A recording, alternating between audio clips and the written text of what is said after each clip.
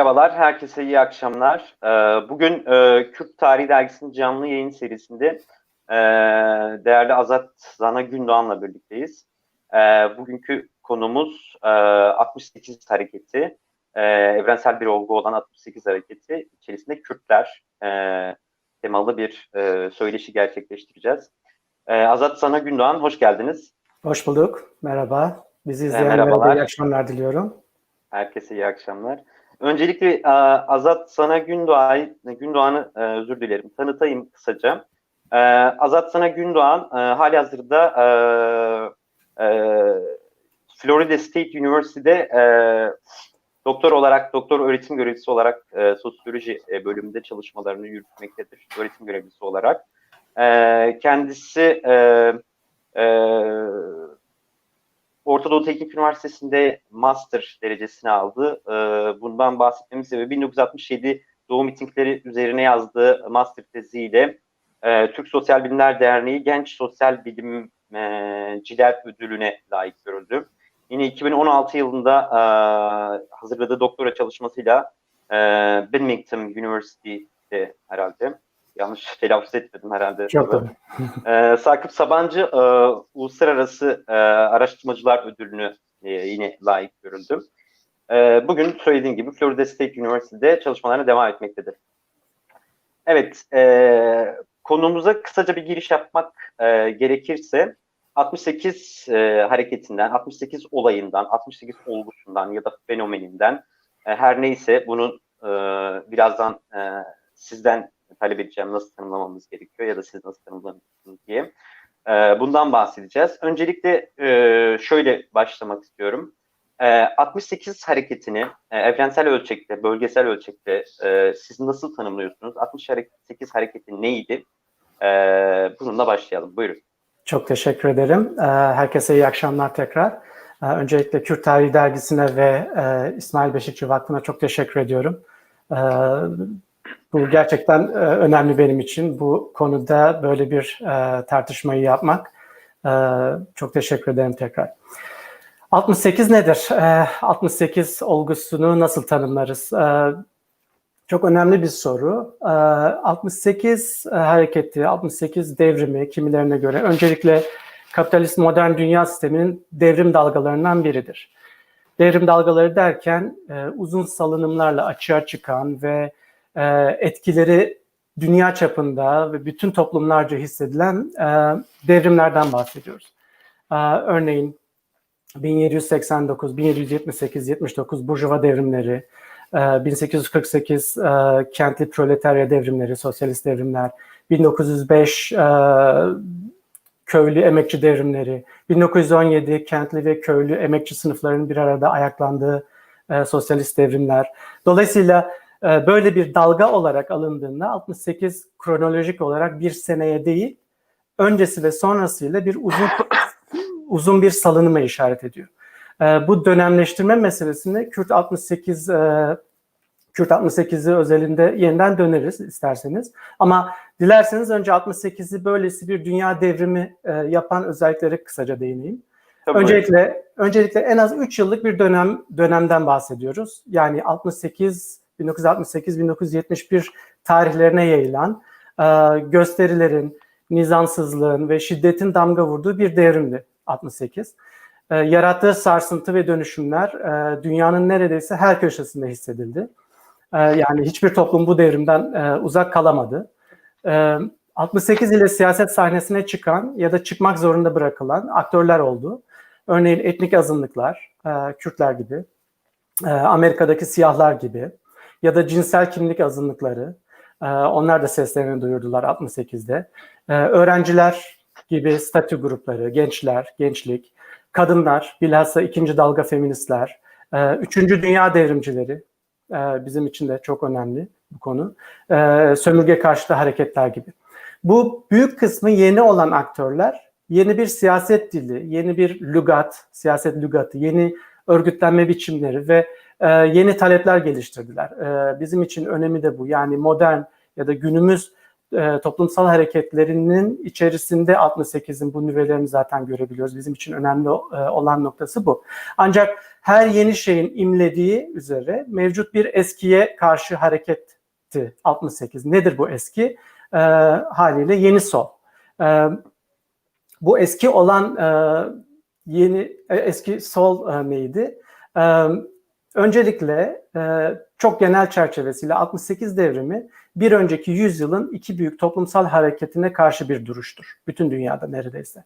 Bunlardan ilki eski sol, diğeri de milliyetçi hareketlerdi. Biraz sonra daha detaylı tartışırız isterseniz ama bu durum Kürt 68 kuşağının hikayesinde ve Türkiye İşçi Partisi özelinde oldukça belirgin. Çok kısaca eski sol, proletaryanın, işçi sınıfının, burjuvazi tarafından ezilmesine ve devrimin ise yukarıdan aşağı örgütlenen parti önderliğinde ve sendikalar aracılığıyla proletarya tarafından gerçekleştirileceğine vurgu yapıyor. Önceki yüzyılın diğer mühim hareketi ise hakim grupların sultası altında tarihin gerisinde bırakılmış halkların milli hareketleridir. Örneğin Kemalizm diyor. Son bir konu bu aşamada hem eski solun hem de milli hareketlerin yegane hedefi devlet iktidarını hedef almalarıdır. Bunlardan eski sol parlamenter ya da gerilla stratejisi olmak şeklinde iki farklı strateji gütmüştür. Türkiye ve Kürt 68'inde de bunları gördük, bu yansımaları. Devlet iktidarı hedefi çok özel bir örgütlenme gerektiriyor. Örneğin bürokratik karar alma, aşağıdan yukarı örgütlenme, liderlik gibi iktidar hiyerarşisi yaratan örgütlenme biçimleri, yani patriarkal ve kişisel karizmayı öne çıkaran örgütlenme biçimleri. 68'in yeni solu işte bu bürokratizm ve devlet iktidarı hedefini eleştiriyordu. Böyle tanımlayabiliriz. İkinci Dünya Savaşı... Bu konu... Buyurun. Çok özür dilerim, buyurun. Buyurun. Devam edin. Buyurun. Bu konuyla ilgili aslında soru da soracağım. O yüzden isterseniz bu genel çerçeveden sonra biraz daha aslında üzerinde konuşacağımız konuya yavaş yavaş giriş yapalım. Henüz tam giriş yapmıyoruz çünkü Türkiye'de özellikle bir Kürt 68 hareketinden ya da Kürtlerin 68 içerisindeki halinden bahsedebilmek için, mevcudiyetinden en azından bahsedebilmek için önceki bir Türkiye 68'i ya da Türk 68'i nasıl tanımlarsanız ondan kısaca bahsetmek gerekiyor. Bu çerçevede, bu çizdiğiniz genel çerçevede, evrensel çerçevenin içerisinde Türkiye 68'i, Türk 68'i nerede, bu çerçevenin neresinde tam olarak duruyor? Onun özgün yanları var mıydı? Nasıl başladı? Takvimsel zaman olarak 68'e belki uyan bir dalgadan bahsediyoruz. Peki muhteva olarak, niteliksel olarak neydi? Bir kısaca bundan bahsedip ondan sonra esas konumuza yavaş yavaş geçelim. Buyurun. Tabii. 68'den bahsederken öncelikle 3 dünyaya, birinci, ikinci, üçüncü dünya şeklinde 3 dünyaya bölünmüş bir soğuk savaş ortamından bahsediyoruz. Ve bu dünya içerisinde batıdaki 68'i standart kabul edip geriye kalan toplumları ve onların deneyimlerini batıya göre tartmak doğru değil. Latin Amerika, Asya, Afrika ve Orta Doğu'daki bu üçüncü dünya toplumlarının 68 deneyimleri haliyle çok başka oldu. Türkiye'de buna dahil. Vietnam Savaşı, Küba Devrimi, Latin Amerika'daki gerilla örgütlenmeleri, mücadeleleri de işte bu 68 dünya devriminin içinde. Kürtler de haliyle bunun içerisinde. Türkiye'de 68 bu anlamda özgünlüklere sahip. Ama benim için en tanımlayıcı yanları şunlar. Bir kere bütün toplum kesimleri ayakta. Türkiye'deki 68. Tabii bu arada dediğiniz çok mühim bir şey var. 1968, Türkiye'de 1968 derken 1968 yılından bahsetmiyoruz. 1900 belki de 55'lere kadar giden ve sonrasında da 70, belki Türkiye'de 1980 darbesine kadar giden bir uzun dönemden bahsediyoruz. Kendi aralarında bölünmüşlükleri var. Bunlar hakkında konuşacağız ama şu an belirtmek istediğim şey 68'den bahsederken yıl olarak 68'den bahsetmiyorum. Dolayısıyla işte bu uzun dönemli 68 anlatısında gördüğümüz şey şu: herkes ayakta. Yani Türkiye'de yenisiyle eskisiyle bütün toplumsal kesimler mevcut düzenle müzakere içerisinde onu sorguluyorlar ve ondan talepte bulunuyorlar bu dönemde. Kitlesel olarak işçi ve köylüler sınıf eksenli kolektif talepler içinde faaliyetteler. Sendikalaşma ve özellikle DİSK bu arada önemli faktörler. Öğrenciler ve gençler gibi statü grupları yine başı çekiyorlar Türkiye'de. Kendi liderlerini çıkardılar, kendi idollerini çıkardılar, kendi otonom grup, dernek ve kurumlarını kurdular. Fikir Kulüpleri Federasyonu gibi, TİP'in gençlik kolları gibi. Bunun da önemi şurada, yani Mustafa Kemal'in Cumhuriyet'e emanet ettiği bu grup artık kendisiyle kurulu düzen, yani Kemalist düzen arasında bir ayrılık gütmeye de başlıyor. Tam olarak bağlarını koparmasa bile. Ama böyle bir otonomisi de artık var. Kürtler bir diğer önemli grup ve Hakim 68 anlatılarında birebir yok sayılmasalar da hikayeleri çok fazla bilinmeyen bir grup, özerk ve özgün bir grup olarak Kürtler de var. Bu gruplar Kemalist düzenden hak talep etmeye girişiyorlar ve 1960 Anayasası buna olanak sağlıyor. Sol ve sosyalist mücadelenin yükselişi yanı sıra, burası bence önemli, sağ ve faşist örgütler de bunun bir parçasılar. Yani son 50 yıldır Türkiye'yi yöneten sağ politikacıların çoğu 1960'larda örgütlenmişlerdir. İşte Milli Türk Talebe Cemiyeti gibi.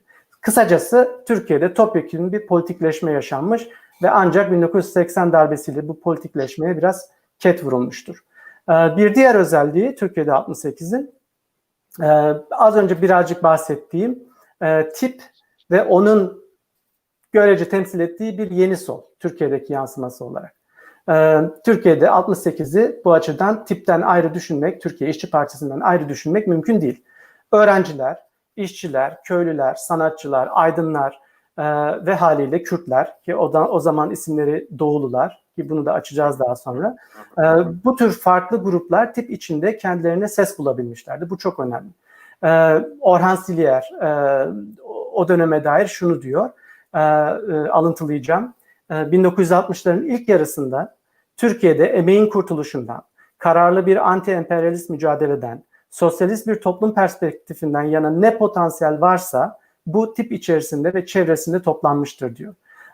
Ve Kürtler, ki o zaman az önce söylediğim gibi Doğulular olarak anılıyorlar, tipin içerisinde kendilerine platform, bir ses, bir mekan, bir alan bulabildiler.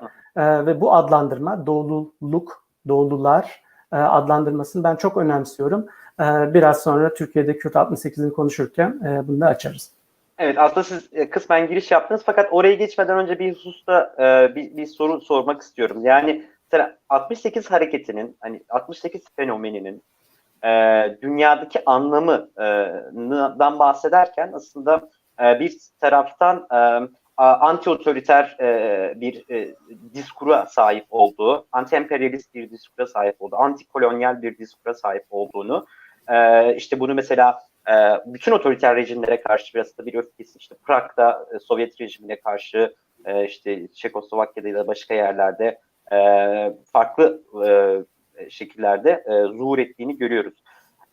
Fakat şunu sormak istiyorum, Kürt bahsine geçmeden önce. Türkiye'de 68 hareketi anti-emperyalist bir hüviyete kesinlikle sahipti. Bunu söylemek herhalde oldukça mümkün. Fakat öte taraftan mesela anti-Kemalizmle arasındaki ilişki Şükrü Ağan zannedersem şöyle tanımlıyordu. Yani bütün dünyada evrensel manada bir evden kaçış söz konusuyken aslında Türkiye'de bir eve dönüş modeli hakimdi 68 hareketine tekrar dönüp baktığımızda.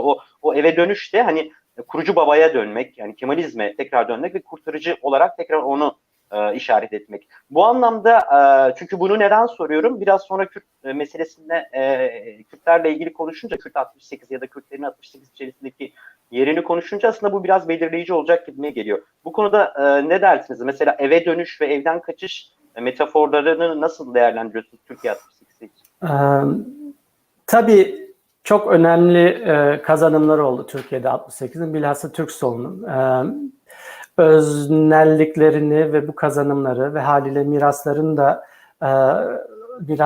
da hakkını çok yemeden ama çok genel çerçevesiyle, hatta biraz da basite indirgeyerek denilebilir ki Kemalizmle belki 1971 ve sonrasında biraz daha mesafeli olmakla birlikte Kemalizmle ve bilhassa Türklük ile, öyle söylersem belki biraz daha rahat anlatabilirim, Kürtlük ve Kürtlerle olan ilişkilerini pek eleştirel olduklarını söyleyemem açıkçası. Yani evet, belli paradigmalar ya da işte teoriler oldu.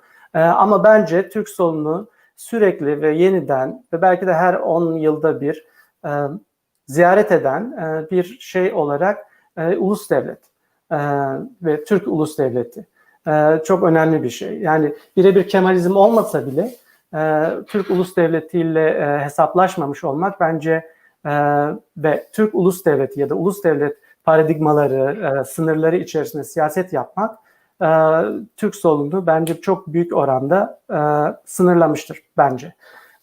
Ama 68 üzerinde düşünebilirsek az önce alıntısını yaptığınız saptamaya katılabilirim. Çünkü 68'de gençlerin içerisinde oldukları politik, toplumsal bağlam çok yeni bir Türkiye aslında. Yani Türk ulus devleti çok yeni. Hepsi Kemalist modernleşmenin eğitim sisteminden militarizmi dahil geçmiş ve onunla koşullandırılmışlardır. Dolayısıyla biraz sonra yine tartışacağımız üzere belki o zaman adı doğulu olan Kürtler ile birebir, nasıl söylesem onu, antikolonyal bir şekilde yan yana bulunamamış olmaları da üzücü. Ama bu açıdan da işte tipin mirası da çok önemli. Yani evet, adları doğulu olabilirdi ama öyle bir öteki ya da geride kalmış ya da geri bırakılmış bir doğuyu varsaymak önemliydi. Evet, çünkü bu nokta önemli. Belki Orta Doğu'daki 68 dalgasının Orta Doğu'da en belirgin yaşandığı devletlerden, ülkelerden bir tanesi Mısır'dı. Ve Mısır'da da aslında Türkiye'ye benzer bir şekilde 68 hareketinin aslında yani doğrudan Nasır hükümetine karşı yapıldı ve aslında hikayenin sonunda milli bir dava, özellikle öğrenci hareketlerinin Kahire'de yapılan protestoların vesaire son tarihte bir milli bir dava etrafında şekillendiği ve onu yani devleti kurtarmak üzere ortaya çıktığını söyleyebiliriz. Benzer bir hikaye söz konusu belki. Bu noktada artık yavaş yavaş Kürtler bahsine geçelim. Sizden şunu rica ediyorum. Türk 68 içerisinde Kürtlerin zaten aktif olarak katılımının söz konusu olduğunu halihazırda söylediniz. Peki 68 olarak tanımladığınız periyot herhangi dönemi kapsıyor ise Kürtler nasıl aktörler olarak bu 68 dalgasının içerisinde, hareket içerisinde yer aldılar? Hı-hı. Nasıl evrildi? Nasıl gelişti ve nasıl sonuçlandı? Hı-hı. Sonuçlandığı kısmını biraz açacağız. Evet. Evet, yani başlangıçlar, sonuçlar, süreklilikler ya da kesintiler biraz zor konular ve onu tartışırız. Evet. Şöyle söyleyebilirim. Türkiye'de Kürt 68'i meselesini farklı şekillerde okumak mümkün. Ben Doğu mitinglerini çalışırken ya da şöyle söyleyeyim, Kürtlerin 1968 deneyimleri üzerine çalışırken merkezine Doğu mitinglerini aldım. Çok sembolik ve çok mühim bu eylemler ve onun etrafında biraz anlamaya çalıştım bu söz konusu kuşağı.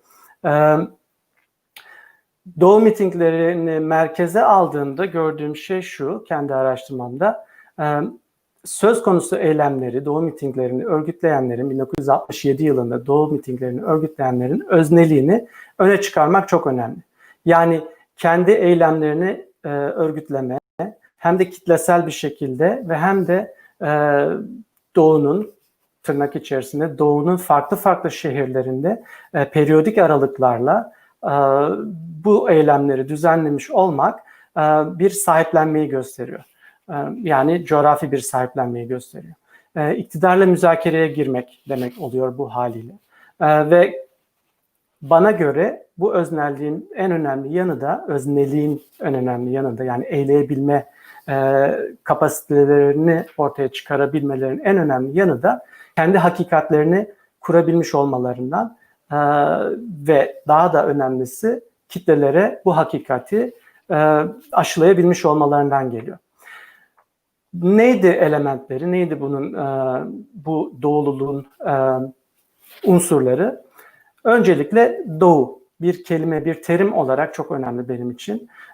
Bir inşa edilmiş hem gerçek hem muhayyel bir coğrafya, bir mekan doğu. Hem sembolik, ideolojik anlamları var ama hem de bir bölge, bir gerçeklik.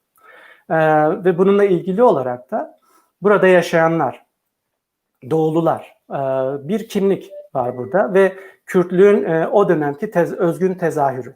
Yani Kürtlüğü yeniden sahiplenebilmenin önündeki politik, siyasi ya da işte legal sınırların etrafından dolanmanın bir yolu olarak Kürtlüğün bu şekilde tezahürü söz konusudur. O yüzden doğulu kimliği benim için mühimdi. Ve haliyle doğu mitingleri, yani eylemin kendisi, talepleri, özneleri, mekansallığı ile çok çok önemli bir eylem. Belki de çok mühim bir dönüm noktası. Yine buna değineceğim vaktimiz olursa. Kısacası bakarken ben doğu mitinglerine mekan, doğu, zaman, 68, 60'lar, insan, doğulular yani kimlikleri ve eylem yani doğu mitinglerine. İşte bu dörtlüye baktım ben ve bunlara bakıldığında ancak Kürt 68 kuşağının mümkünlük koşullarını kavrayabileceğimizi düşünüyorum ben. Dilerseniz tek tek biraz bunların üzerinden geçebiliriz eğer isterseniz. Doğu neye işaret ediyor? Buyurun. Evet, buyurun. Bu arada çok özür dilerim. Birinci dalga doğu mitinglerinden bahsediyorsunuz. Biraz sonra aslında ikinci dalga doğu mitinglerinde orada bir kırılma söz konusu zannedersem. Orayı biraz daha fazla açmanızı isteyeceğim. Buyurun, devam edin. Tabii. Evet, 1967 yılının sonbahar aylarında sanıyorum Ağustos'tan Kasım ayına kadar süren sanıyorum yanlış hatırlamıyorsam birer hafta ya da işte 2 haftalık aralıklarla düzenli bir şekilde yapılmış mitingler bunlar. Az önce söylediğim gibi coğrafya, mekan yani kimlik yani insan ve eylem. Bu üçünün ve haliyle bütünlüğü bize Kürt kuşağının o mümkünlük koşullarını veriyor demiştim. Doğu neydi? Doğu bir kere bir Türk ulus devlet formasyonu içinde anlaşılması gereken bir bölgeye işaret ediyor. Yani rastgele bir nasıl söylesem pusulanın gösterdiği bir fiziksel coğrafyadan öte bir şey. Bir ideolojik, bir kültürel, tarihsel bir kurulum bu. Bir formasyon Doğu. Ve haliyle her modernleşme paradigmasının üzerine inşa olduğu ikili düşünme şeklinin bir uzantısı olarak da haliyle tam karşıtı olan bir batıya işaret ediyordu. Ona da biraz sonra gelirim. Doğu'nun oluşması süreci 1960'larda başlayıp devam eden bir süreç değil asla.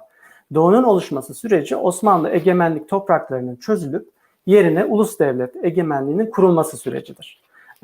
Ve yani işte çok uzun bir salınımı düşünürsek bir 100 yılı en az almış bir süreçtir. Ama Birinci Dünya Savaşı'nda ivme kazanmış bir süreç haliyle.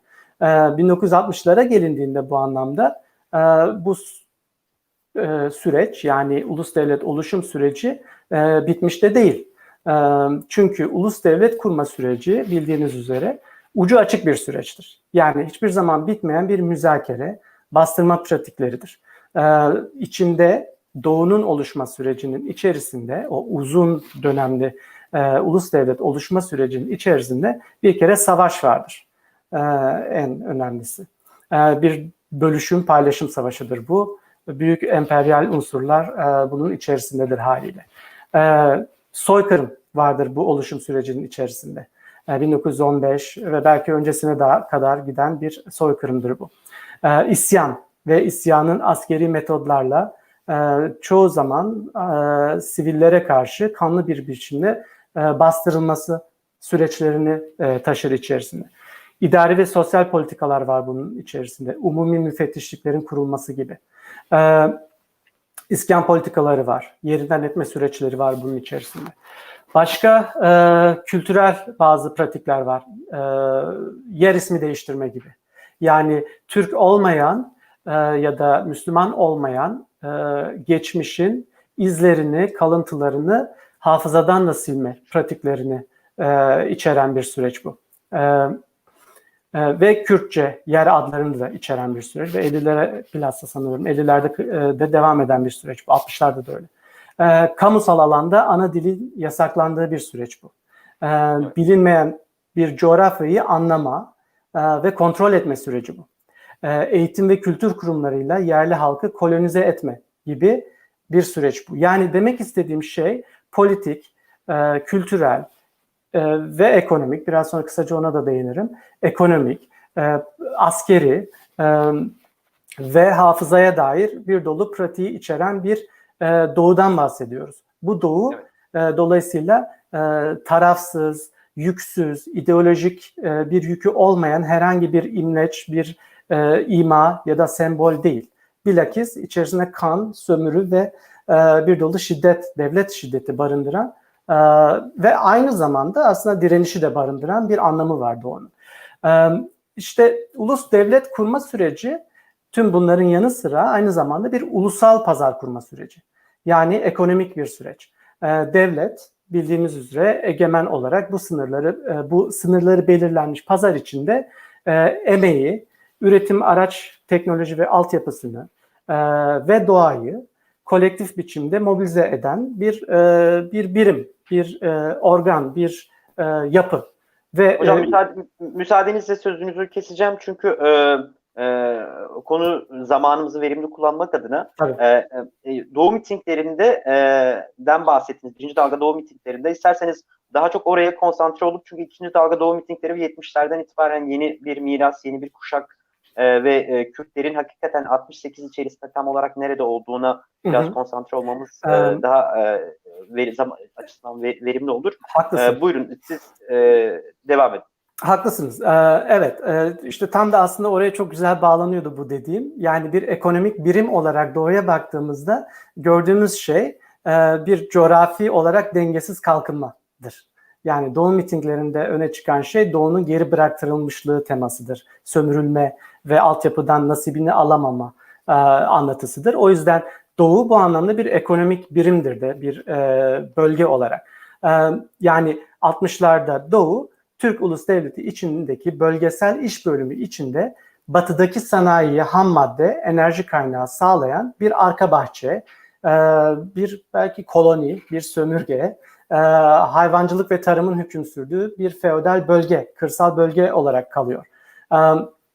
Ve haliyle ideolojik alanda tüm bunların yansıması da Doğu-Batı ikiliği içerisinde Doğu'ya gayri Türk atıfların sebebi oluyor. Geri kalmış, feodal, şakilikle müsemma, dindar, her an ayaklanabilir, sürekli asayiş ve kontrol altında olması gereken kırsal, feodal bir bölge. Kısacası Doğu bir coğrafya olarak hem sömürülen, hem asimile edilen, entegre edilirken eğitilen, şiddetin ve bastırmanın hüküm sürdüğü geri bırakılmış bir coğrafya.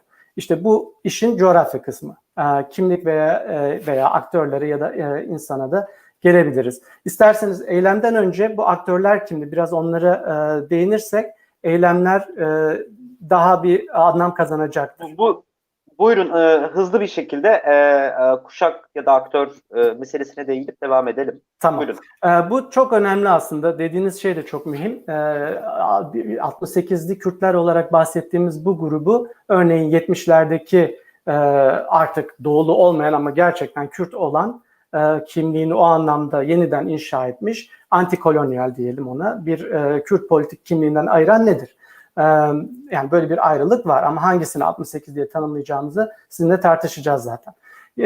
Gerek dönemin önde gelen aktivist ya da işte siyasetçilerin hatıralarında ya da döneme dair akademik, gayri akademik yazında Kürt 68'liler Doğulular olarak anılıyor. Ve belirtilmesi gereken çok mühim bir nokta var. Burada tanımladığımız şekilde Kürt 68'liler tipte etkin sosyalist Kürtlerden ibaret yani Doğululardan ibaret değiller. benim ele aldığım şekliyle doğululuk, tipteki Kürtlerin de ötesinde daha kapsayıcı, daha özgün bir politik kimlik. Yani Kürt 68 kuşağı tipli sol sosyalist Kürtleri içermiyor sadece. Yani onlardan ibaret değil. Çünkü Doğulular yekpare bir grup değillerdi öncelikle. Doğululuk bir bölgesel farklılığa haliyle işaret ediyordu Batılılığın karşısında. Kamusal alanda ve politik ortamlarda Doğululuğu benimsemiş olmaları 60'lar Kürt siyasi kuşağının, Kürt bölgesinin, Kürt kültürünün ve Kürtçenin özgürlüğüne dair duydukları temkinli yurtseverliğe işaret ediyor.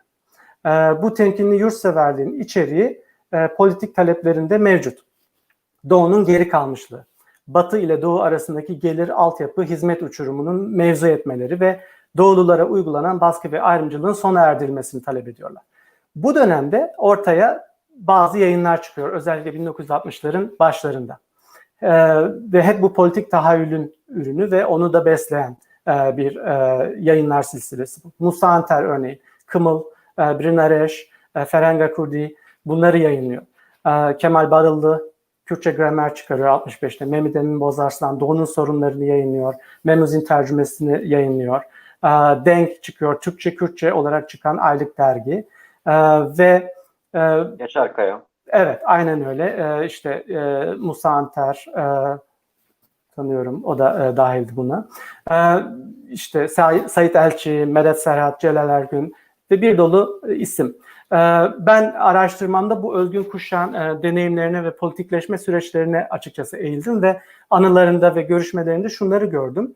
Öncelikle doğululukları kendilerinin atfettikleri bir kimlik değil kendilerine sadece. Birçok toplumsal etkileşim sürecinden sonra ortaya çıkan bir kimlik. Öncelikle doğululuk mekanda yer değiştirmeli. Yani mekansal hareketliliğin getirdiği bir deneyim. Yani batıya eğitim için, üniversite okumak için gittiklerinde gelişmişlik farkını yeniden görüyorlar. Orada birbirlerini buluyorlar. Farklı kentlerden gelseler de doğudan batılı olmamaktan kaynaklı bir ortaklık geliştiriyorlar. Önce bir hemşerilik duygusu, daha sonra belki bir hem bölgelilik duygusu geliştiriyorlar. Öğrenci yurtlarında, Dicle Talebe Yurdu gibi evlerde, öğrenci evlerinde, hemşeri derneklerinde birbirlerini buluyorlar ve Naci Kutlay'ın anlattığı gibi anılarında kendi memleketlerinin gecelerini düzenliyorlar. Doğu geceleri haline alıyor bu. Folklorik, kültürel bir paylaşma bu ama henüz bildiğimiz ya da beklediğimiz, yani hikayenin sonunu bilenler olarak beklediğimiz bir politikleşme henüz yok. Bu arada yavaş yavaş Türk sol grup ve örgütlerinde yer almaya başlıyorlar. Bir yandan öğrencilikleri sırasında politik ve sol tartışmalarla hemhal oluyorlar ve mezun olup memleketlerine avukat, doktor, muhasebeci olarak döndüklerinde teorik olarak donanmış meslek sahibi profesyonellerdi. Ve memleketlerindeki diğer politikleşmiş doğulular ile de buluşuyorlar ve devletin belli başlı pratikleri ve uygulamaları sebebiyle bu politikleşme iyice artıyor. Ve dolayısıyla gerek tip içerisinde doğulular olarak örgütlenmiş olarak gerek tip dışarısından ama yine doğulu ve politik olarak gelenekselci olarak adlandırılan bir grupla birlikte doğu mitinglerini hep birlikte örgütlüyorlar. Dolayısıyla eyleme geçecek olursam en sonunda çok detaya girmeden belirtmek istediğim şey şu doğu mitingleri açısından. Doğululuk sadece bu mitinglerde kristalize olmakla kalmamıştır eylem üzerinden. Türk Ulus Devlet Formasyonu ve onun anlatılarını da hem de şiddetsiz biçimde hem de onun sınırları içinden alaşağı etmiştir Doğulular bu mitinglerle. Yani Doğu'nun farklı şehirlerinde az önce söylediğim gibi birer haftalık aralarla Doğu'nun geri kalmışlığını ve baskı ve sömürüyü protesto etmişlerdir. Doğu coğrafyasını Türkiye'nin geri kalmış bir parçası olmaktan çıkarıp ulusal ölçekte görünür kılmışlardır. Ama bence aynı zamanda Uluslararası 68'in içerisindeki antikolonyal mücadelelerle de bir şekilde ortaklık geliştirdiklerini düşünüyorum ben. Dolayısıyla sırf bu sebepten Dünya 68'i yani sadece Türkiye 68'i anlatıları içerisinden değil ama Dünya 68'i anlatıları içerisine de oturtulması gerekiyor bence Kürt 68 deneyimi. Daha sonra Doğu mitingleri ivmesi bu DDKO'ların, Devrimci Doğu Kültür Ocakları'nın kurulmasıyla hızlanıyor. Birinci dalga dediğiniz üzere birinci dalga Doğu mitingleri 67 yılında yapılıyor. 69 yılında bir dalga daha yapılmak isteniyor ancak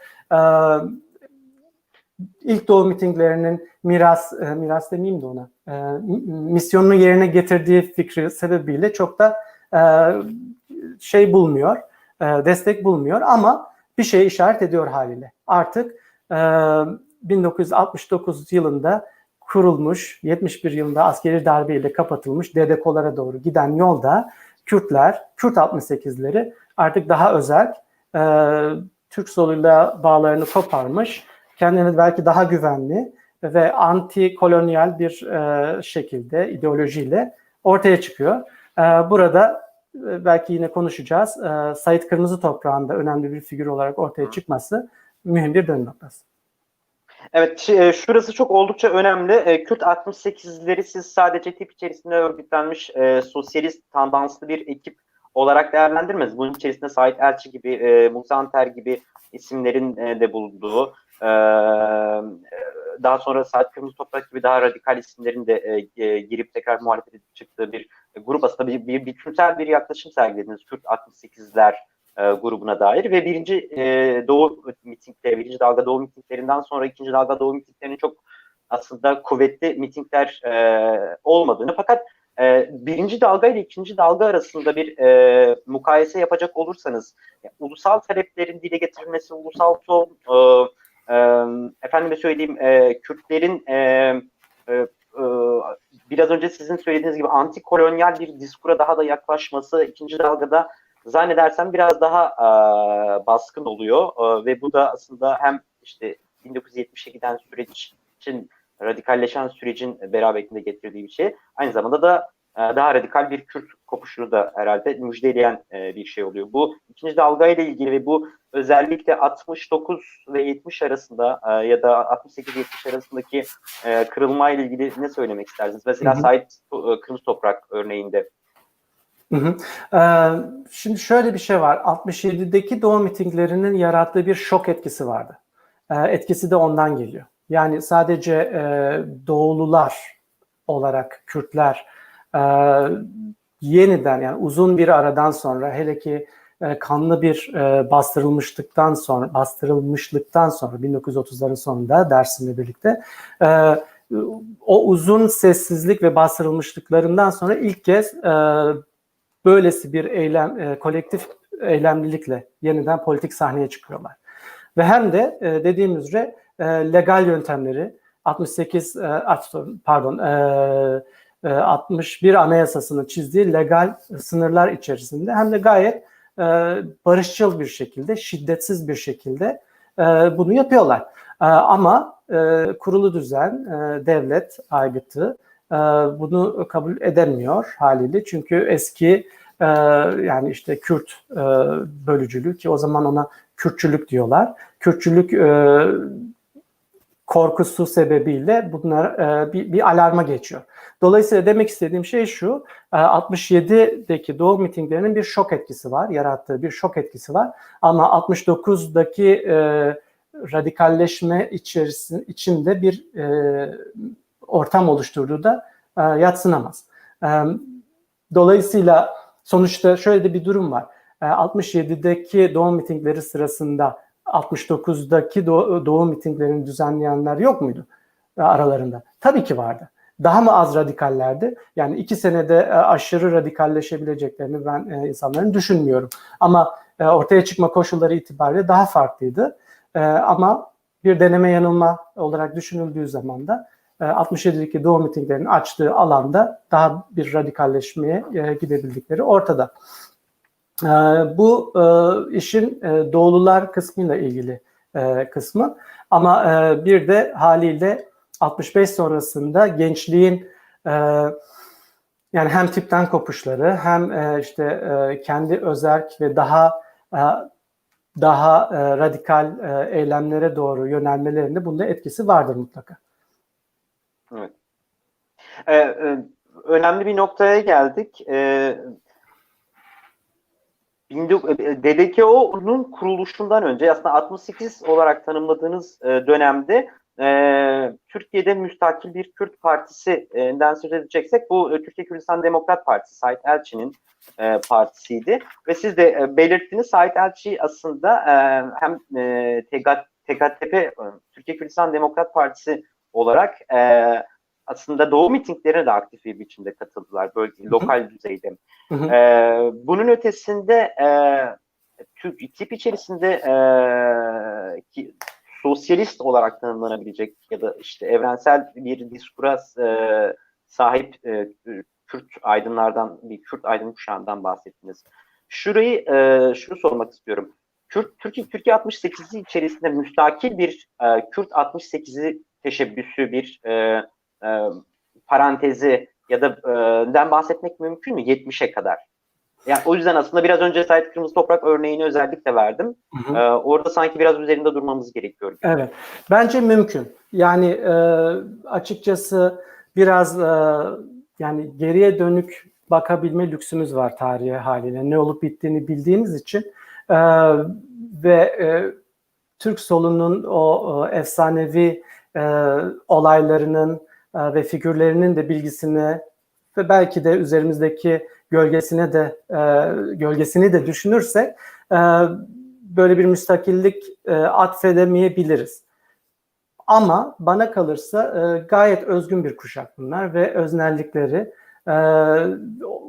de o az önce söylediğim temkinli bir yurtseverliğe işaret ediyor. Yani kendi kişisel, özel, birebir sohbetlerinde kendilerine doğulu diyorlar mıydı, demiyorlar mıydı? Bunu bilemeyiz mesela, ama antikolonyal bir Kürtlüğü birbirleriyle konuşuyorlar mıydı? Neden olmasın? Yani demek istediğim şey şu, ben şahsen Kürtlerin müstakil bir Kürt 68'i yaratmak için gerekli olan entelektüel birikime sahip olduklarını düşünüyorum. Ama örgütsel yoksunluk ile politik metot ya da işte teorik yoksunluk arasında bir fark gütmemiz gerektiğini düşünüyorum. Çünkü bu doğulular kuşağı gayet eğitimli, Türk yoldaşları gibi batılı kaynaklara erişimi olan, üniversitelerde bu tartışmalara katılmış ve bu şekilde sosyalleşmiş bir kuşak. Yani ve işte tam da bu açıdan bana kalırsa mesele müstakil bir 68 kuramamalarında değil, bunun olanaklarının örgütsel olarak olmamasındandır bence. Yani 1961 Anayasasıyla kurulan legal sistemin demokratlığı her zaman görece demokratlık diye adlandırılır, bilirsiniz. Kendi yazınlarımızda da öyle, Kürt çalışmaları yazında. Çünkü bunun görece demokratlık olması devletin elinin ya da Demokles'in kılıcı gibi devletin şiddetini sürekli bu dönem Kürt kuşağı üzerinde sürekli salınıyor olmasından. Yani hem batıdaki politik aktivizmleri sırasında değil ama aynı zamanda yerelde bunları yaparken de. Örneğin tamamen anayasal haklarını kullanırken Doğu mitinglerini örgütleme sırasında anılarında hep böyle geçer. Örneğin Mehdi Zana'nın anıları çok da renklidir bu konuda. Anayasal haklarını kullanırlarken yerel ileri gelenlerin ya da bürokratların hışmına uğruyorlar ve zorluklar çıkarılıyor sürekli karşılarına. Yani böyle düşündüğümüz zaman bir Kürt müstakil 68 kuşağının eğer yokluğunu iddia etmenin sebebi görünür bir örgütlülükten bahsetmemekten kaynaklandığını düşünüyorum. Ama tip var. Tipte doğulular olarak gayet özgünler. Daha sonra zaten 65-69 arasında da hemen kendi müstakil 68'liliklerini de kuruyorlar. Yani o açıdan ben biraz bu kuşağın hakkını vermek gerektiğini düşünüyorum. Evet. Biraz önceki kaza için özür dilerim. Telefondan kaynaklı bir problem hiç fark etmedim açıkçası. Evet. O zaman şu 70'lere geçmeden önce çok yüksek müsaadenizle ben şöyle bir ek yapmak istiyorum. Yani Türkiye Kürdistan Demokrat Partisi'nin bir müstakil Kürt cemiyeti bir örgütü olarak var olması aslında Türkiye'deki sosyalist hareketin dışında bir Kürtlük şuurunun, Kürtlük mücadelesinin Barzani hareketine daha angaje bir hareketin var olduğu anlamına geliyordu kendi başına. Fakat aynı zamanda Sait Kırmızı Toprak'tan da çok kısa bahsedecek olursak, Kırmızı Toprak'ın hakikaten Kürt 68 kuşağından eğer bahsedeceksek, bunun radikal bir şekilde Kürt 68 kuşağına belki rengini veren, belki böyle bir kuşaktan bahsetmemize sebep olacak kişilerden biriydi. Çünkü 1966 ile 69 arasında özellikle ki bir durgunluk döneminden sonra 69'da özellikle Sait Kırmızı Toprak'ın hem yazdıklarına hem de pratik olarak faaliyetlerine baktığımızda, ki bu faaliyetler 1970'lerin hemen başında Türkiye'de Kürdistan Demokrat Partisi olarak ayrı bir örgütlenmeye kadar gidecektir.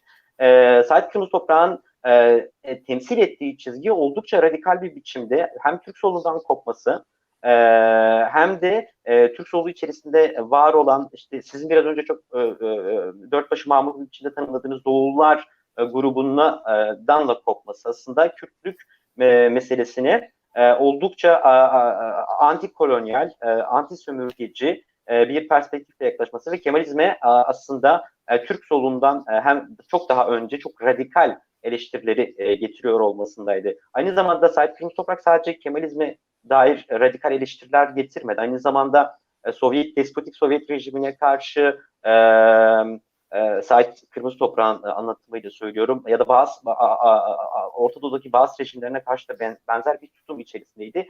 Ve o belki de 68 cereyanı içerisinde evrensellikle lokallik, milliyetçilik arasındaki şantajı reddedip hakikaten hem Barzani hareketiyle dayanışıp hem de Türkiye'deki 1971'den sonraki radikal kopuşun en önemli figürlerinden biri diye yüksek müsaadenizle bir araya girdim. Yok, estağfurullah. Bence çok güzel söylediniz. Hakikaten çok ciddi bir açılımdır bu. Yani birincisi tabii ki Kemalizmi mahkum ettiği bir teori geliştiriyor. Antikolonyal bir yerden. Yani bir Kürdistan'ı bir kere sömürge olarak tanımlıyor. Ondan sonra Kemalizmi de bu şekilde mahkum ediyor ama tek başına o da değil. Aynı zamanda Türk solunu da eleştiriyor. Yani Kemalizmden kopmamakla. Yani kendisi Türk solundan koparken Türk solunu da o şekilde eleştiriyor. Yani kısacası, açıkçası biraz toparlayacak olursak, tüm bu tartışmadan benim çıkardığım şey şu: Kürt 68'ine dair. Kürtlerin 68 deneyimi Türk 68'ine içkin ama onunla aynı değil. Evet. Onunla birebir değil. Milli Türk modernleşmesinin tarihsel olarak ters tarafına düşmüş Kürtlerin Kürtlüğü 1960'larda doğululuk şeklinde tezahür etmiştir. Yani 68'liliğine bu kuşağın ruhunu veren ilk şey, tek başına bu olmasa da ilk şey bence doğululuk. Devlet ile ilişkilerinde ikincisi, bu grubun devlet ile ilişkilerinde batıdaki sosyalleşmelerinde ve Türkiye'deki hemen tüm örgütlenme yapıları içinde bu özgün kimlikleriyle varlardı. Bu da çok önemli. Yani sendikalılaşıyorlar mıydı? Doğulu olarak sendikalaşıyorlardı. Tip içindeler miydi? Sosyalist mücadele içinde tip içindeler miydi? Doğulular olarak varlardı. Yani bu açıdan bence bu kimlik çok sınırları çok belli, ayrıştırılabilir bir Kürtlüğe işaret ediyor. Kendileri buna Kürt demeseler bile. Bu başka bir Kürtlük yapısı. Üçüncü olarak bence gerek sağ milliyetçi, gerek ya da işte Cemil Gündar'ın dediği gibi gelenekselci, gerekse sol sosyalist olsun, bu dönemde Doğuluların, Kürtlerin politik kimlikleri Türklük karşısında oldukça özgün. Ama belki de bu özgünlüğün açıkça deklare edildiği bir kırılma anına işaret ediyorsak, ki zannediyorum sorunuzun nüvesi biraz buydu. 3 mühim an olabilir böyle bir deklarasyon varsa. Birincisi, az önce konuştuğumuz gibi 1967 Doğu mitingleri. İkincisi, Sait Kırmızı Toprak'ın çok isabetli bir şekilde bahsettiğiniz antikolonyal sömürgecilik karşıtı Kürdistan teorileri ve kronolojik olarak söylüyorum. Üçüncüsü ise DDKO'ların kurulması olabilir. Ve ondan sonra 1971'da müdahalesinden sonra ki yeni bir kuşak, yeni bir radikalleşme, yeni bir eylem repertuarı hasıla gelir oluyor artık. Ki o da başka bir yanı olacak kuşak tartışmasının. Evet, hemen hızlıca zamanımız ilerliyor. Oraya geçmek istiyorum. Çünkü aslında bu 68 meselesine bakarken, 68 fenomenine bakarken biraz bunun nereden baktığımız zaman algısına ya da mekan algısına nasıl baktığımızla alakalı bir tanımlama, yaptığımız tanımlama aslında 68'in içerisine neyi koyup neyi koymayacağımızı da beraberinde getiriyor. Dolayısıyla eğer takvimsel bir zamandan bahsediyorsak, evet 68'e dair konuşmamızı 68'in sonunda bitirmemiz gerekir herhalde. Fakat eğer takvimsel zamanın dışında ve o takvimsel zamanın dışında olan mekanlardan bahsediyorsak 68 oldukça yaygın bir alana, zamana belki de yayılabilir. Tam da bu noktada yani bir müstakil bir Kürt 68'inden bahsetmek ne kadar çok mümkün gözükmemekle birlikte dört başı mamur buradaki dört başı mamur ifadesi önemli çünkü hani dört başı mamur ifadesi de aslında zamanın ve mekanın tekliğine gönderme yapan bir şey. Oysa ki biz aslında şeyi iddia ediyoruz bir taraftan. Hayır, zaman ve mekan tekli değildir. Bu zaman aynı zaman dilimi içerisinde yaşamamız aynı zamanda yaşadığımız ya da aynı mekanda yaşadığımız anlamına gelmiyor. Dolayısıyla tam da bu hususta, bu noktada 1970'ten sonra Kürt hareketinin radikalleştiğini, fragmente olduğunu, Türk Sosyalist hareketinin radikalleştiğini görüyoruz. Ve belki 1970'ler boyunca bu işte 80'lere kadar çok şiddetle artarak devam edecek. Siz 1971 juntasından sonra biraz önce bahsettiğiniz kopmaların nüveleri vardı 60'ların sonlarında. Fakat 71'den sonra tamamen ortaya görünür oldu. Bu kopmalar, radikalleşmeler. 70 kuşağını yeni bir kuşak da söz konusu herhalde 70'ler itibariyle. Hem bu kuşak, yeni kuşak hem de eylem repertuarları açısından 68'in bir devamı, Kürtler hususiyetinde 68'in bir devamı ve Kürtlerin daha radikal bir 68'i olarak konumlandırmak mümkün mü sizce? Bence mümkün. Ama yine biraz temkinli olmak gerekiyor. Şöyle söyleyebilirim. 70'lerden sonraki bu yeni kuşak ve onların siyaseti, Kürt siyaseti, Kürt 68'in sonu mu demekti? Yani bu soru çok makul bir soru. Bence hem evet hem hayır. Eğer 68'i uzun bir salınım olarak düşünürsek, eğer sizin de söylediğiniz gibi, Doğuluların mirası o açıdan gayet ortada. Yani bir takvimsel 68 yerine uzun bir salınımdan bahsedersek o miras ortada. Ama artık dediğiniz üzere 70'lerin kuşağı da artık başka toplumsal arka planlardan gelir oluyorlar. Yani artık görece daha kalbur üstü ailelerden batıya, hatta Avrupalara gidip eğitim alabilen Doğululardan başka artık daha kitlesel, daha işçi, emekçi, köylü arka planlardan gelen bir yeni Kürt kuşağından bahsediyoruz. Bu da haliyle onların dünyaya algısını, yapacakları talepleri etkiliyordu. Bir diğer başka şey de haliyle bu radikalleşme meselesi. Yani bu sadece Kürtlerin tek başına kararını verdikleri bir şey değil. Aynı zamanda dönemle de alakalı bir şey. Türk solu da bu dönemde gayet radikalleşiyor. Yani o etkileşim de sürekli devam ediyor.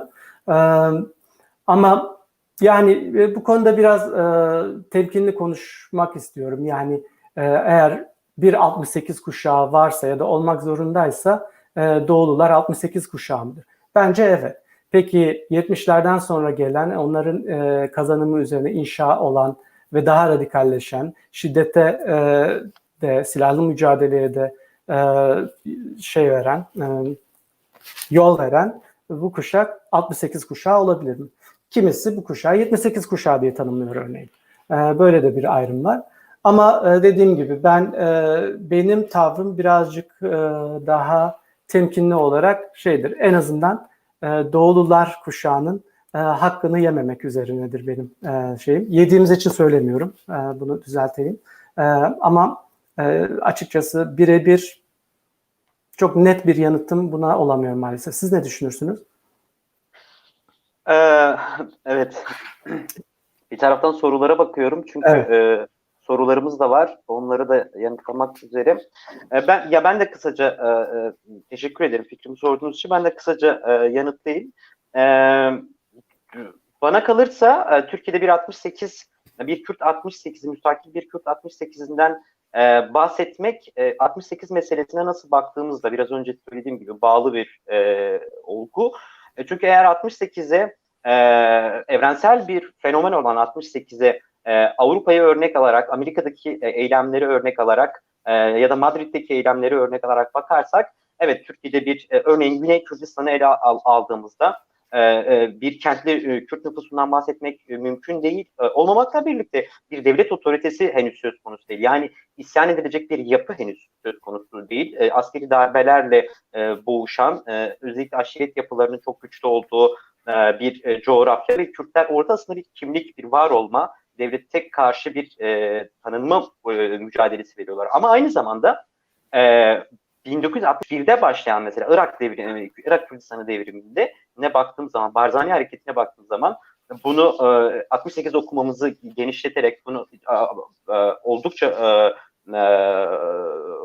kolay bir şekilde 68 hareketi içerisinde, antikolonyal bir hareket içerisinde yerleştirebiliriz. Buradaki mesele çok böyle oldukça oksidental bir gözle, yani Barzani'nin kendisinin, şahsının oldukça muhafazakar ve anti devrimci nüveler barındırmamasıyla birlikte aslında Kürdistan Demokrat Partisi ve Barzani Hareketi'nin tabanı oldukça radikal ve radikal sola meyilli militanlardan oluşan ve uzun soluklu bir gerilla savaşı veren bir hareketti. Dolayısıyla 58'den itibaren aslında bana kalırsa mesela Irak Kürdistan'da çok ciddi bir hareketlenme var. Benzer şekilde İran'da bir hareketlenmenin olduğunu görüyoruz.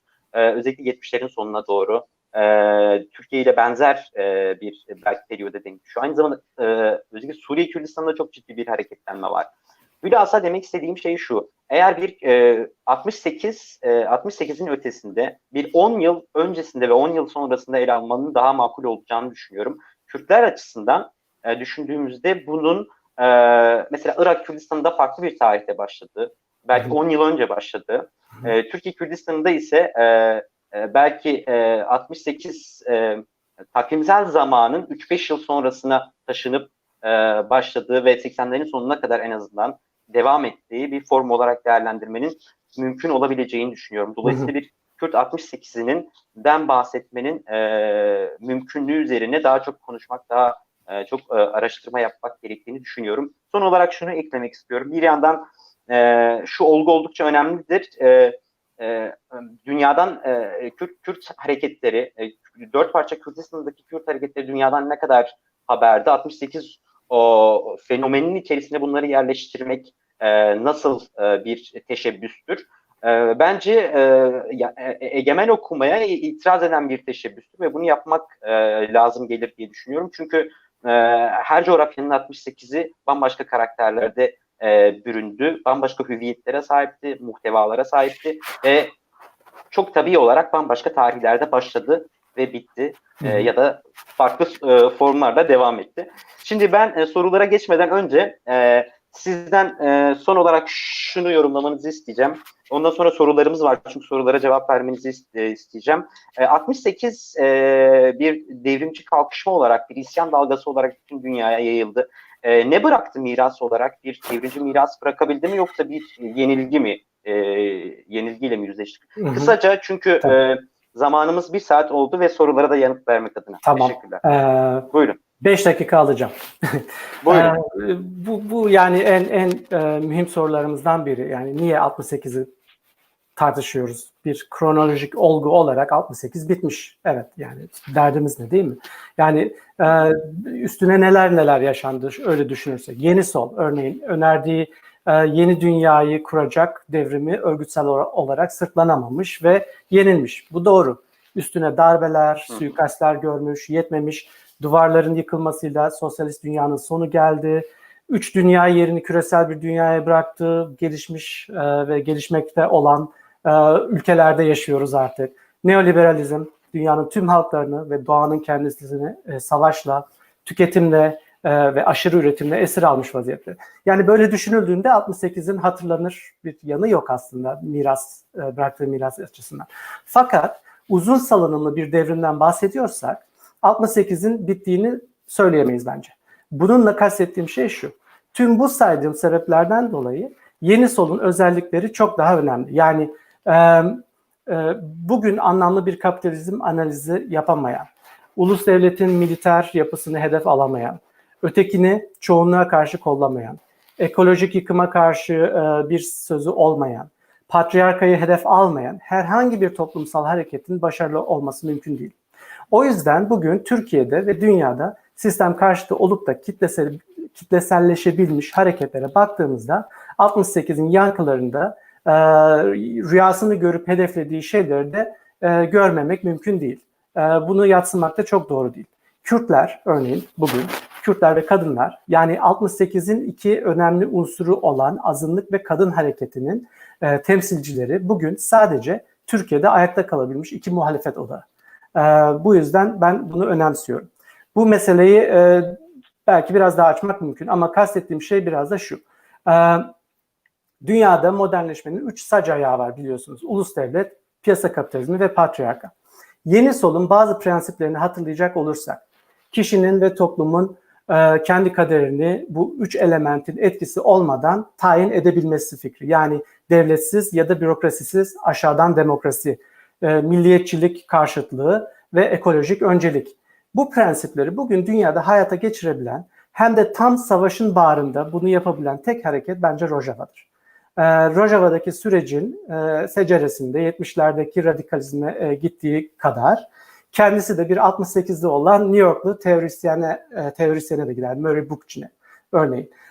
Yani onun Murray Bookchin'in sosyal ekoloji tezlerini insanlığın tarımı kurduğu, yerleşik düzene geçtiği ve ilk toplumsal hiyerarşileri, patriarkayı kurduğu bu coğrafyada, Orta Doğu'da yani Mezopotamya'da kendilerine ait bir ulus devleti olmayan Kürtlerin hayata geçirmesinin ben tesadüf olduğunu düşünmüyorum. Bence bu da eğer Yeni Sol ve onun ideallerinden bahsediyorsak 68 itibariyle ben onun yankılarını bugün Rojava'da da Kürt hareketinde de görüyorum. Dolayısıyla o şecereyi takip edip de Doğululara, ondan sonraki kuşağa, Kırmızı Toprağa gitmenin anlamlı olduğunu düşünüyorum.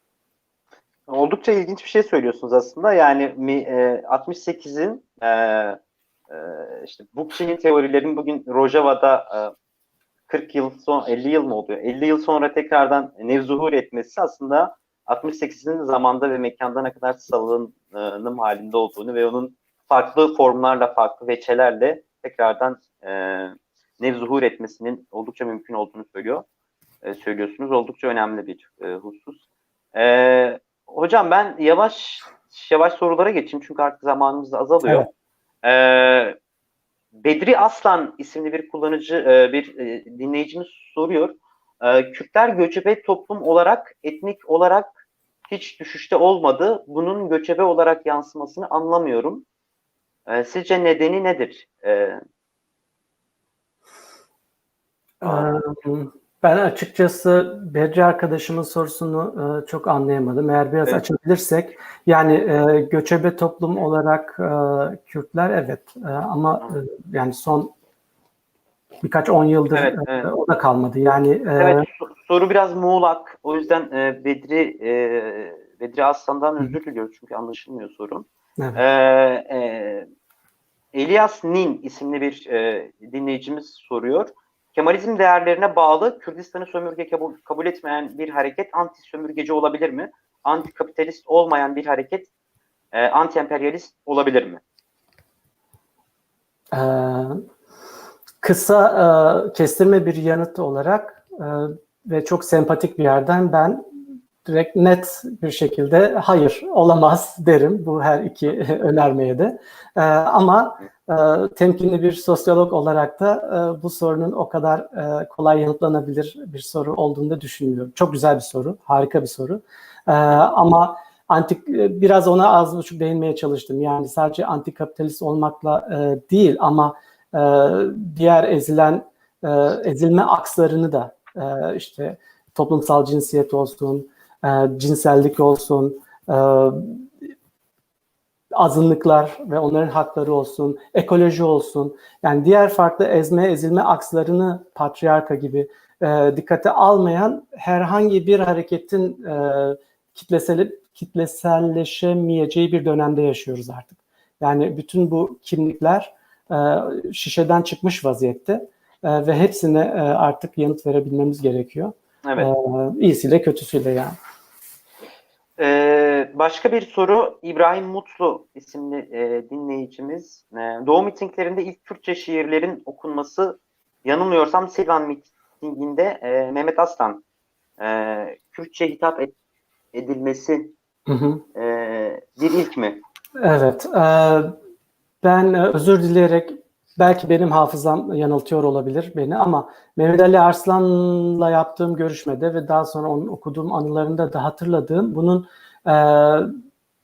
Ağrı'da yaptıkları bir Ağrı ayağında, Doğu mitinglerinin Ağrı ayağında yaptığı bir konuşma oldu. Belki de Silvan. Yanlış hatırlamayayım ama evet yani buna dair ilk Mehmet Ali Arslan'ın Kürtçe olarak kamusal alanda şiir okumasının bir ilk olduğunu ben okudum. Yani yanlışlayamam. Tabii ki orada bulunanlar daha net bir şekilde eğer varlarsa, orada bizi dinliyorlarsa düzeltebilirler ama çok büyük ihtimal Silvan'dı. Şimdi daha iyi hatırlıyorum. Evet. Büyük ihtimalle o da kitlede böyle bir yılgınlık ya da sessizlik gördükleri için onları cana getirmek için yaptığı bir manevra olduğunu söylemişti.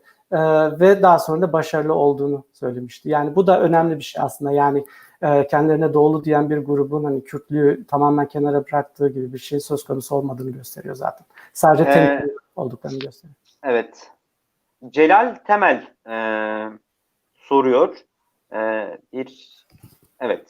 Birkaç soru var. Bir de yorum herhalde. 68 ve Kürtler başlıklı bir sohbette gereksiz bir şekilde Doğu sözcüğünün teorik açıklamasına bu kadar yer ayırmaya gerek var mı? Yani bence var çünkü orada. Yani tarihsel materyaller, işte gazete küpürleri olsun, anılar olsun, hatırat olsun. Bu böyle. Yani onların yani şu an bizim kendimize atfettiğimiz Kürt kimliğinden bağımsız bir şey bu. Bu bir tarihsel ve sosyolojik bir gerçek. Yani benim tercihim değil açıkçası. Ama anlaşılması gereken orada var olan bir unsur, bir fenomen bu. Olgu ve anlaşılması gerekiyor. Ben bunu yaptım sadece. Anladım. Bir de yorumu var. Onu da soru değil ama o. Soru olmadığı için diğer sorulara geçiyorum.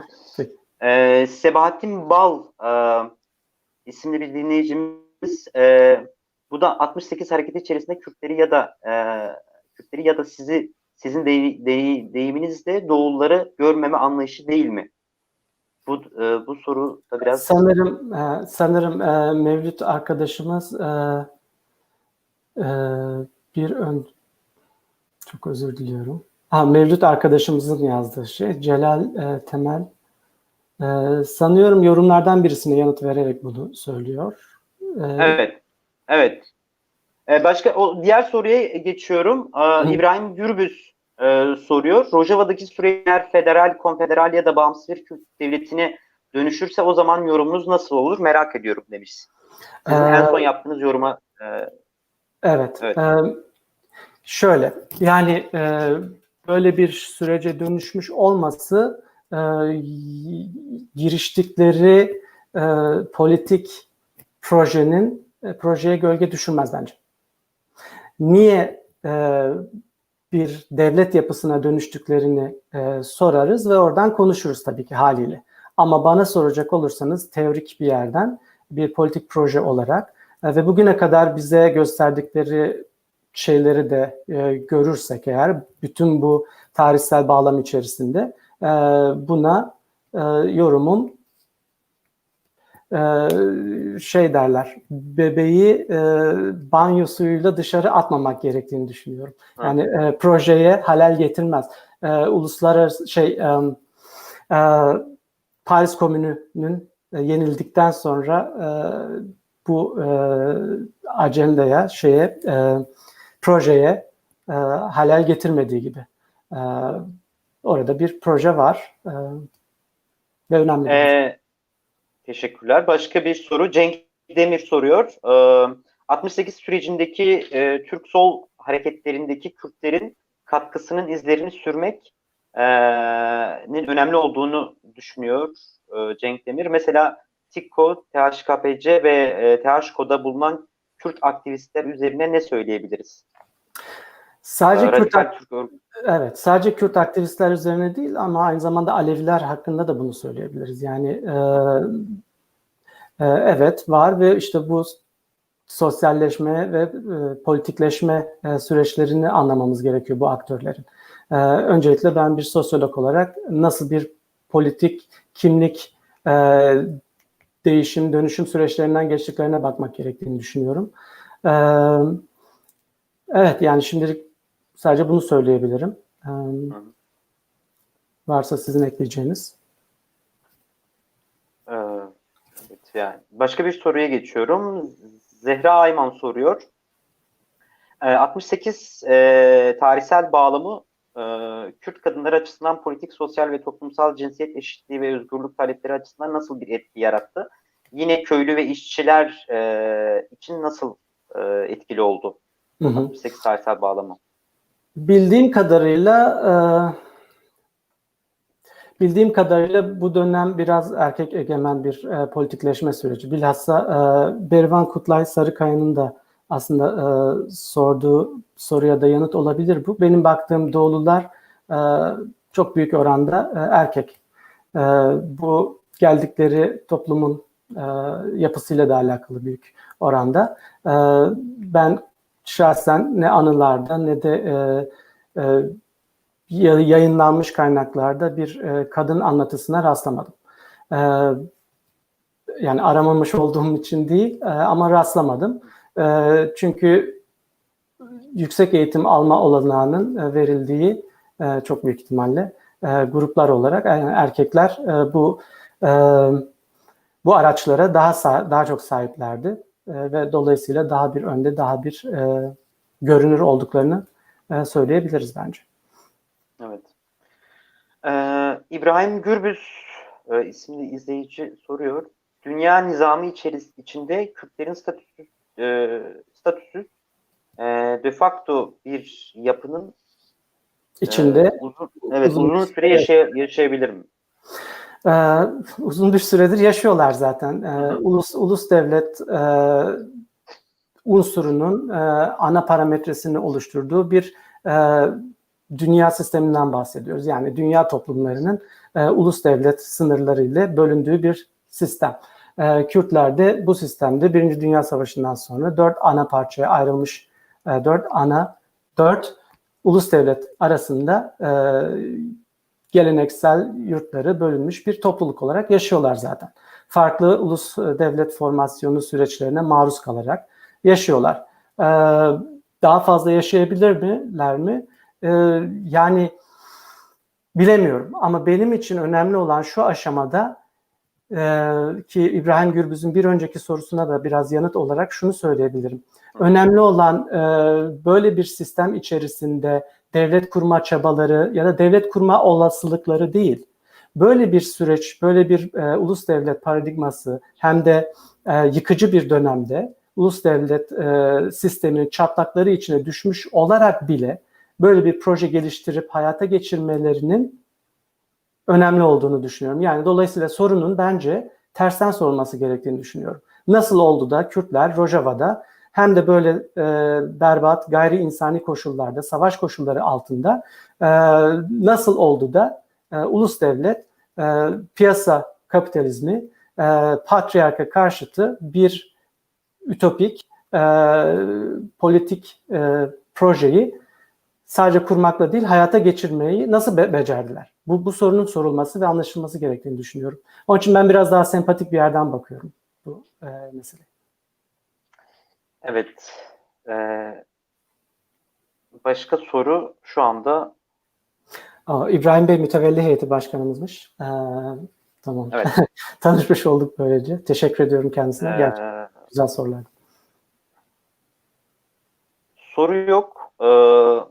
Değerli Azat Sana Gündoğan, toparlayalım. Artık söylemek istediğiniz bir şey varsa son olarak eklemek istediğiniz bir konu varsa. Yani tüm bu konulara dair söylemek istediğim daha fazla bir şey yok. Tabii ki konuşma, tartışma burayla sınırlı kalacak değil. Çok uzun bir tartışmadır bu.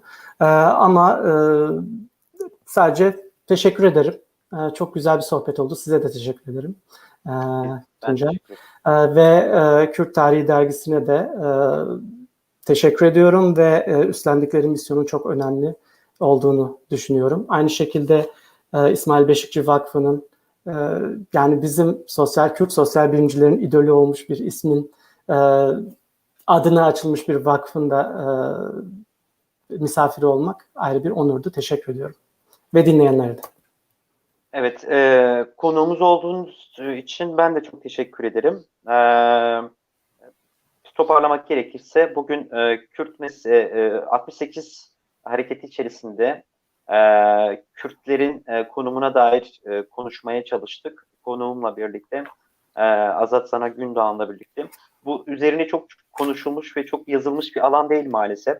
Özellikle Türkiye'de 68 hareketi daha çok Kürtlerin Türk 68 hareketi içerisinde tanımlandığı bir çerçeve ile sunuluyor. Fakat hani Kürdistan için 68 neydi? Bunun titizlikle incelenmesi gerekiyor. Özellikle İran'da, Irak'ta ve Suriye'de 68 olgusunun nasıl yaşandığı, yani dünyadan farklı bir biçimde evrensel ölçeklerin dışında bir 68'in nasıl kendi özgünlüğüne nasıl yaşandı ve bunu nasıl tanımlayabileceğimiz üzerine kafa yormak gerekiyor. Bunun üzerine daha çok belki çalışma yapmak gerekiyor. Şimdilik bu kadar. Yayınımızı sonlandırıyoruz. Benim de 2 defa telefonum düştü. Özür diliyorum dinleyicilerden. Gerçekten bilgisayarımın kamerası kötü olduğu için telefonla katılmak zorunda kaldım. Bizi dinlediğiniz için, sorularınızı yönelttiğiniz için çok teşekkür ederiz. İyi akşamlar herkese.